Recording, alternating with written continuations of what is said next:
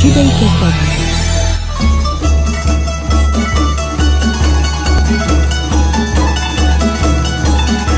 Aquí estamos. La voix des judéo-espagnols, une émission préparée par Bella Lustig Et présentée par Liz Gutmann con mucho placer y alegría. Vinida buena, Bella. Vinida buena. Alors, je ne sais pas comment on dit bonne rentrée en judéo-espagnol, mais peut-être que notre invité Alain de Toledo le sait. Tout à Ça fait. se dit bonne rentrée en judéo-espagnol? Je vais dire simplement bonjour à tout le monde. Voilà. Et merci de nous avoir invités une fois de plus. Je suis très heureux d'être là. Avec plaisir. Alors, Bella, on va commencer par donner une J'espère ou deux d'abord infos. quand même que tout le monde a passé un bel été, parce que je suis ravie de me oui. retrouver à nouveau ici dans ces beaux studios.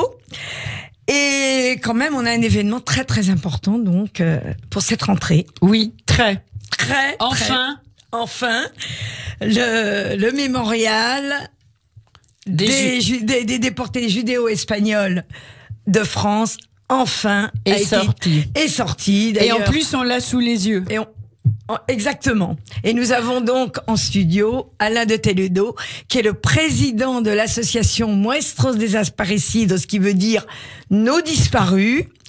Et il va pouvoir nous en parler largement parce que c'est un travail d'équipe énorme, un travail colossal qui a été fait et qui est très attendu par la communauté juive. Oui. Surtout judéo-espagnole, évidemment.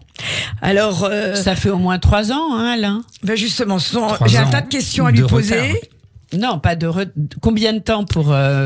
Pour le faire, 10 ans. 10 ans. Oh mon Dieu, oui. Mais Oui, il devait sortir en 2016. Et puis Oui. voilà, 3 ans de retard.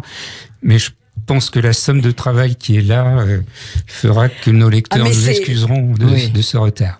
Oui, parce que non seulement c'est le mémorial avec tous les noms, de combien de judéo-espagnols d'ailleurs. Alors, on a dénombré 5300, mais bien sûr, ce chiffre est une approximation, parce qu'il y a beaucoup de choses qui nous échappent encore. Il y a des beaucoup noms de qui n'y travail. figurent encore pas. Il y a encore beaucoup de travail. Oui, et puis il est très très original évidemment parce qu'il y a différents chapitres. On va en parler tout à l'heure.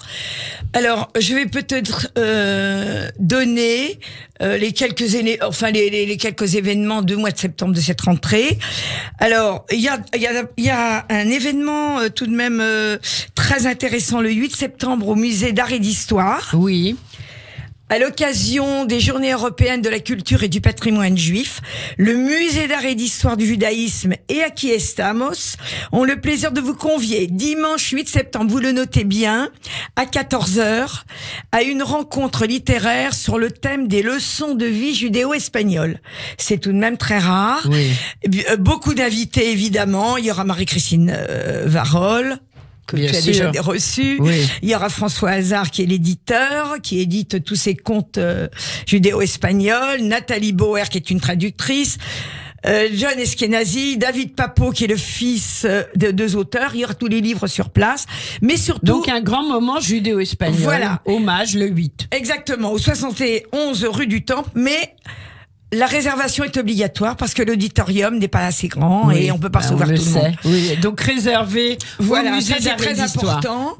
Et puis, alors, les autres, nous avons eu dernièrement une assemblée générale avec Anxiété, d'ailleurs, où Alain de Toledo est venu présenter son livre et les gens ont pu d'ailleurs le commander sur place. Oui. Mais nous n'avons pas encore établi exactement le programme. Vous en saurez un peu plus le mois prochain. avec plaisir. Et Aquí Estamos, évidemment, que vous connaissez bien. La chorale reprend. La chorale reprend, les cours reprennent. Voilà. Alors, Et c'est tout. il va y avoir aussi un autre événement dont on va parler dans à peu près 5 bonnes minutes. Voilà. Et ce sera... Alors là, c'est extrêmement important. Ce sont les 40 ans de Vidas Largas. Alors, Vidas cette Largas, association mythique. absolument, c'est le judéo-espagnole. 15 septembre à partir de 15h. C'est à l'espace culturel universitaire Juif d'Europe. au 119 rue Lafayette. Là aussi, évidemment, il faut réserver. Et Vidas Largas donc va fêter ses 40 ans d'existence et va rendre hommage au professeur Chaim Vidal Sefira, qui est le fondateur de notre association et de la chaire de judéo-espagnol à l'INALCO. Et voilà. Ça, c'est très important. À Villas-Largas. Et puis il y aura le spectacle qu'on annonce sur Judéique FM en boucle de Lala Soulika, Absolument. Mais nous allons avoir Marcel Khazdaï, qui est l'organisateur de tout ça et qui va donner des précisions sur le programme. Nous allons l'avoir en ligne dans quelques minutes, je pense. Voilà. Alors, déjà, Alain, je sais que c'est un travail colossal que vous avez fait, c'est un travail d'équipe. On n'a pas pu inviter tout le monde. Peut-être que Sabi Soulam va peut-être nous rejoindre tout à l'heure. Il est dans les embouteillages. Dans les bouchons parisiens, alors qu'il est parti Je ne sais pas comment tu as recruté cette équipe, comment tu as réparti les tâches. As-tu d'abord déjà, première question, est-ce que tu as créé Muestros Desaparecidos dans ce but ? Alors, l'idée au départ, c'était de savoir combien de judéo-espagnols avaient été déportés, parce que dans tous les livres que j'ai pu consulter, je trouvais pas d'informations. Donc, l'idée, c'était de faire cette liste, oui. Et à ce moment-là, on a rassemblé toutes les associations judéo-espagnoles, celles que vous avez citées, l'UESF, JEAA, etc. Oui. Donc, cette association pour se fédérer sur ce projet. On a commencé à travailler en 2010. En 2012, on avait une première liste qui était établie, qu'on a remis au mémorial, puisque c'est un partenariat avec le mémorial de la Shoah. Justement, j'allais te demander le nom des partenaires, parce que évidemment, c'est un travail... On a eu des soutiens très importants. La Fondation, évidemment, pour la mémoire de la Shoah, la mairie de Paris, etc., etc. Et on s'est très vite rendu compte que si on voulait parler des judéo-espagnols, il fallait un petit peu expliquer qui étaient ces judéo-espagnols. Voilà, parce que finalement, notre communauté n'est pas très très connue et les gens ne connaissent pas vraiment notre histoire. Malgré toute la communication, malgré les cours, malgré toutes les associations, c'est vrai que la communauté judéo-espagnole, elle est quand même assez méconnue, donc c'était vraiment une nécessité. Ouais. Je voulais te demander également, parce que évidemment la grande référence est le mémorial de Serge Schwarzfeld. Alors justement, quelle est la différence et pourquoi avoir décidé de faire ce travail absolument colossal ? Alors, faire ce travail, je dirais, il y a des bonnes et des mauvaises raisons. Je vais commencer par les mauvaises. Et à François Heilbronn qui a cité cet exemple il n'y a pas très longtemps. Qui est il est vice-président. Le vice-président du mémorial de la Shoah. Donc, il a discuté avec Pierre Assouline et quelqu'un a agressé Pierre Assouline en disant mais vous êtes séfarade, vous n'avez pas le droit de parler du Lutétia. Ah bon ? Ah oui. Rien que ça. C'est pas vrai. Et même, c'est déjà arrivé, moi je l'ai entendu, de gens disant mais non, il n'y avait pas de séfarade à Auschwitz. Donc ça c'est les mauvaises raisons. Oui, bien sûr, bien sûr. Ouais.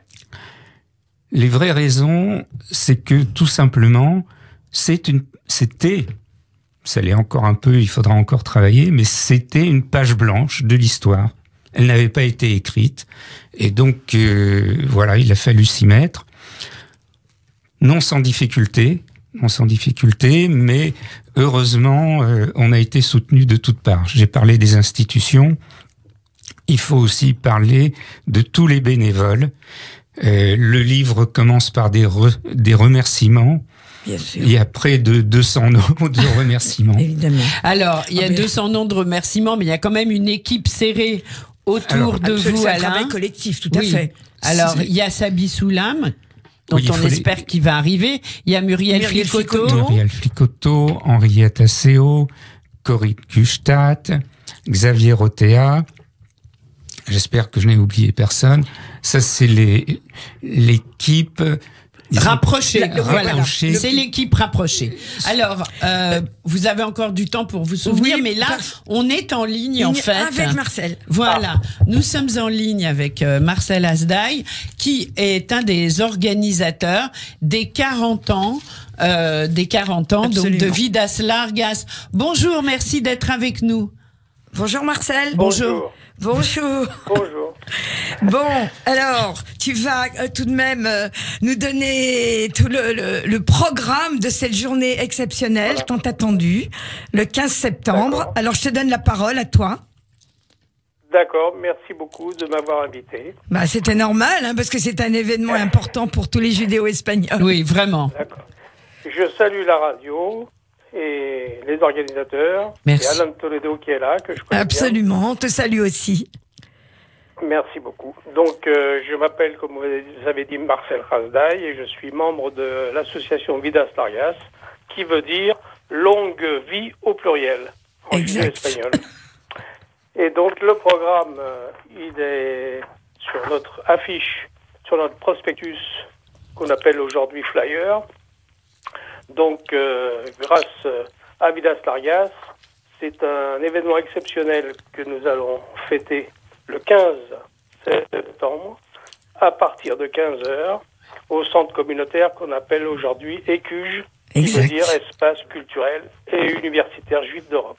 On rappelle l'adresse. Alors, voilà, l'adresse est 119 rue Lafayette, Paris 10e, métro Gare du Nord ou Poissonnière. D'accord. Donc, nous allons présenter en premier des écrivains, au nombre de 14. Ils seront tous là ?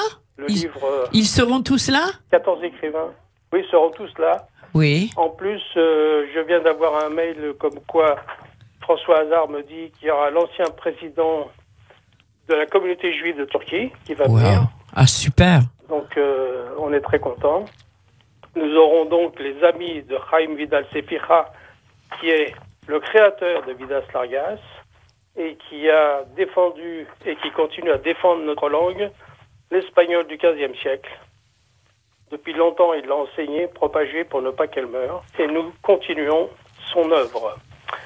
Ensuite, nous aurons un spectacle musical qui s'appelle Les rêves de Lala Soulika. Oui.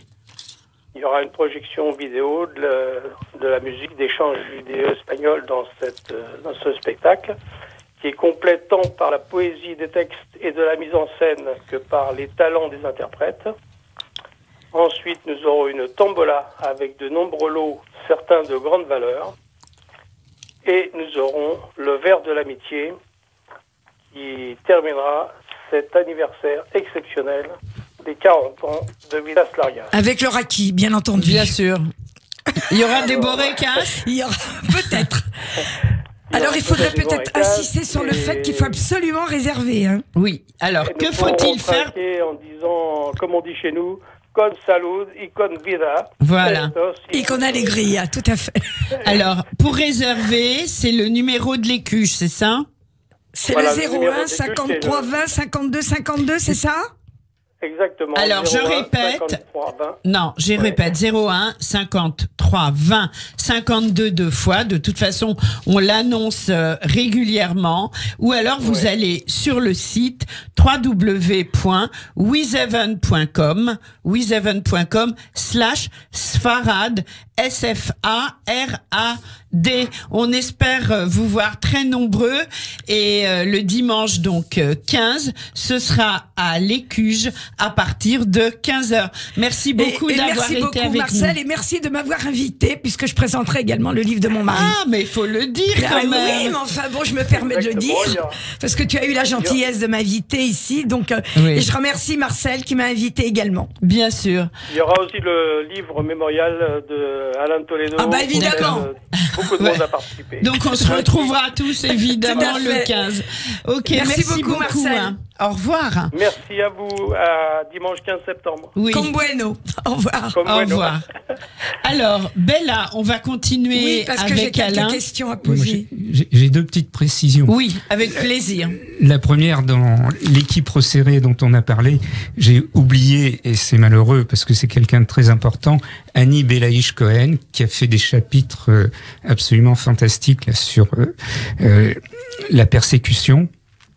Et une petite précision, puisqu'on parle de Vidas Largas, j'aimerais rappeler que j'étais le premier trésorier de Vidas Largas. Et donc, j'ai fait partie de l'équipe qui a créé Vidas Largas. C'est le nerf de la guerre, les sous, la preuve, ça a marché, ça continue.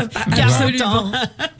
Alors, moi, je voulais te poser des questions parce que ce qu'il y a de très original dans ce mémorial, qui est absolument inouï, eh bien, il y a différents chapitres sur la résistance, sur les engagés volontaires. Et ça, c'est vraiment très nouveau. Oui, c'est... Je ne sais pas comment vous avez recueilli tous ces témoignages, il a fallu une somme de recherche énorme. Ça a été le travail de Sabi Soulam et de Muriel Flicotto. Donc, je voudrais dire quelques mots justement sur Sabi Soulam. Il va arriver. Oui, il va arriver ou pas, on ne sait pas, il y a beaucoup d'embouteillage. Ça a été un personnage incontournable dans la vidéo espagnole. Dans ce travail. Et la couverture du livre, parce qu'on cherchait... Enfin, tout ce qu'on a voulu faire, c'était montrer la spécificité de la déportation des judéo-espagnols. Et donc la couverture du livre, c'est une carte postale envoyée par son père, Iaco Soulam, à sa mère, enfin quand il était à Drancy, à sa mère, la mère de Sabi, Madame Soulam, la femme de Iaco, avec l'adresse 42 rue Godefroy-Cavaignac, Paris 11e. C'est là où il habitait. C'est là où il habitait. Ça montre aussi l'importance du 11e arrondissement. Oui, tout à fait. Quand on a fait quelques statistiques, c'est toujours très embêtant de faire des statistiques sur des déportés, mais enfin, ça donne quelques informations. Près de 25% des judéo-espagnols déportés venaient du 11e arrondissement. Il y avait donc une vie véritablement judéo-espagnole dans ce 11e arrondissement. Oui, mais ça on le sait, de grande mémoire. Mais Sabi est très très investi dans la communauté. Je crois qu'il a également participé à mettre des plaques, je crois, dans absolument. Voilà, ça faudrait le dire. Je rejoins ta question, oui, parce que Iaco Soulam était engagé volontaire. Oui. Et donc, on a sur cette couverture un monsieur qui est engagé volontaire et la photo de monsieur Pétain, qu'il a envoyé en déportation. Le remerciement de l'État français pour les gens qui sont battus pour la France. Terrible, terrible. Donc c'est une couverture hautement symbolique que vous avez choisie pour ce mémorial, pour l'illustrer. Alors le mémorial, on le trouve où? Alors, pour se le procurer, il y a différents canaux. Le site de Muestros des Aparecidos, où on peut le commander directement sur Internet. Oui. Donc, Muestros des Aparecidos. Bon, on le tape sur la barre Google. Sur la barre Google. Exactement. Ensuite. On le trouve. En le commandant au siège de Muestros des Aparecidos, en payant par chèque à ce moment-là au 47 boulevard Voltaire, 75 011 Paris, à la librairie du Mémorial, à la librairie du Mage, dont on vient de parler, également pour l'instant la librairie du Temple, et on va essayer de le mettre dans d'autres endroits. Peut-être à la FNAC quand même, non? Vous ne savez pas. Il faudrait essayer de voir avec la direction, peut-être. Et alors je précise que nous serons présents à l'anniversaire de Vidas Largas. Évidemment. Avec un stand. Voilà. Et donc on pourra se procurer. Le 15 septembre. C'est un travail colossal pour la mémoire des judéo-espagnols. Vous l'avez évoqué en début d'émission, ça ne s'est pas fait tout seul. C'est-à-dire qu'au début, ça a été difficile, de faire passer le message comme quoi les juifs d'origine judéo-espagnole ont résisté, ont lutté, se sont battus, ont été aussi très, très massacrés. Donc tout ça, c'est un tout. D'où la différence de ce mémorial par rapport au mémorial que nous, bien sûr, la grande référence de Serge Klarsfeld. Mais ces chapitres sont très très très bien étoffés. Il y a énormément de détails. Et je me demande comment tu as fait justement pour répartir toutes ces tâches. Quel a été ton procédé? Non, il n'y a pas eu de procédé. Ça s'est fait un petit peu naturellement en fonction des compétences de chacun, des intérêts de chacun. L'essentiel, c'est que ça a été une équipe unie, solidaire.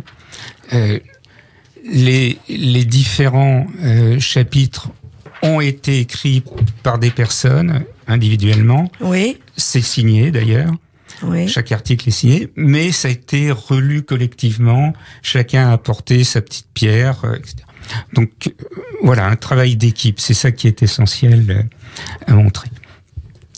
Alors, quelques mots quand même, parce qu'on nous a dit, mais pourquoi ceci, pourquoi cela? Quelles ont été les spécificités des judéo-espagnols?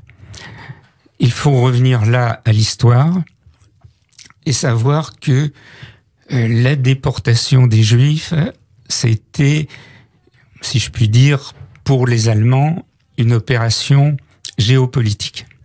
Géopolitique dans le sens où, suivant les nationalités, ça n'a pas été appliqué de la même manière à tous les Juifs.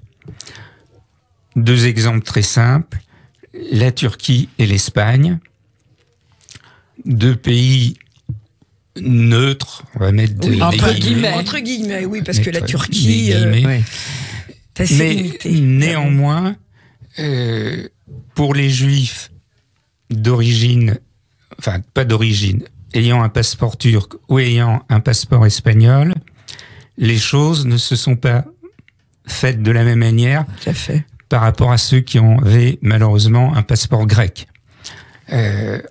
On sait ce qui s'est passé le 6 novembre 1942, où les Juifs ayant un passeport grec ont été déportés en masse. C'est le seul convoi de France où les judéo-espagnols étaient majoritaires dans le convoi. En revanche, pour les Juifs avec un passeport turc, et j'ai un exemple dans ma famille, puisque un oncle a été arrêté, et sa femme, les deux ont été arrêtés deux fois mis à Drancy, 2 fois sortis de Drancy par le consul de Turquie, et partis début 44. Comme moi.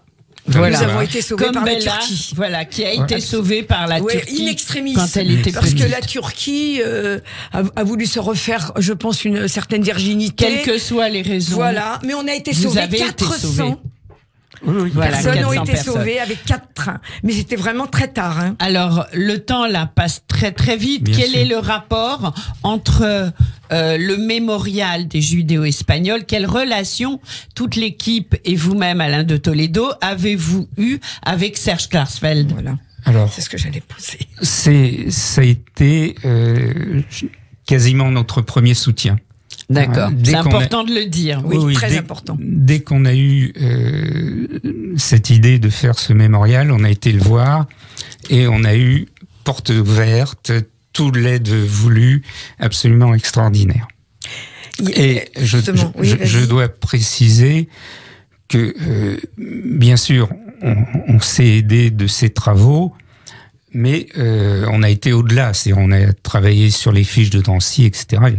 Il y a eu beaucoup de travail de fait, mais on n'aurait pas pu faire ce travail sans la sortie de son grand mémorial de 2012, pour la raison suivante.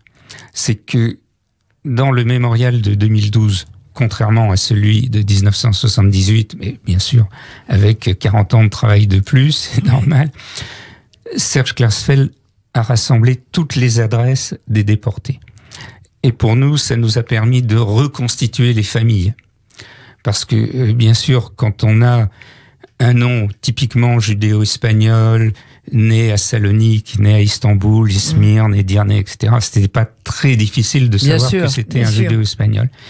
Par contre, quand on avait un nom de quelqu'un né à Paris, notamment un Cohen, par exemple, né à Paris. On ne pouvait pas savoir. Oui, très, très difficile. Par contre, s'il était né, qu'on avait l'adresse et qu'à la même adresse, il y avait un membre de sa famille qui était né à Istanbul, on a fait l'hypothèse que c'était un judéo-espagnol. Alors justement, une question. Y a-t-il tout de même des déportés qui ne figuraient pas dans le mémorial de Serge Klarsfeld? Alors, il y a quelques noms, effectivement, parce qu'on a rencontré des gens qui nous ont dit « Ah, mais tel... » Bon, mais c'est vraiment exceptionnel. Je vais faire aussi une précision, si on a encore une minute, par rapport aux familles. C'est que notre principe a été de ne pas dissocier les familles. Pourquoi je dis ça? Parce qu'il y avait déjà, entre guillemets, des mariages mixtes. Bien sûr. Entre Ashkénazes et judéo-espagnol. Ouais, j'appelle pas ça mixte, mais enfin bon, il y avait des... Voilà. Oui, Bon, mais enfin bon... On peut quand même rajouter quelque C'est chose. des mariages juifs, quand même.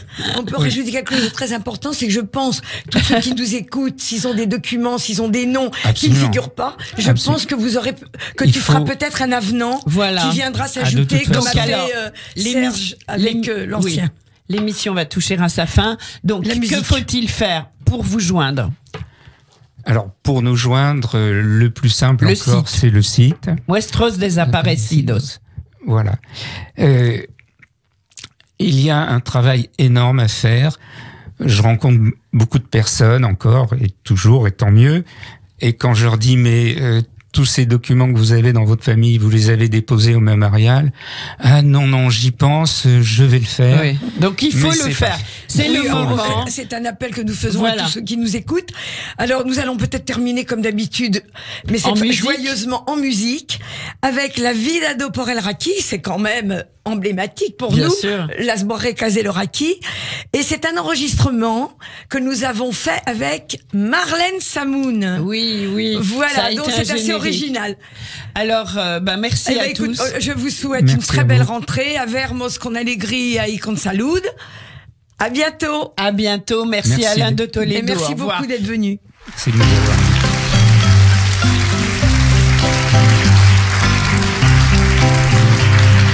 La vida do por el Raki, yo no puedo dejarlo, de beber nunca me hartí y tanto amarlo. Cuando está en el barril, él no habla del todo. Cuando me hago yo candil,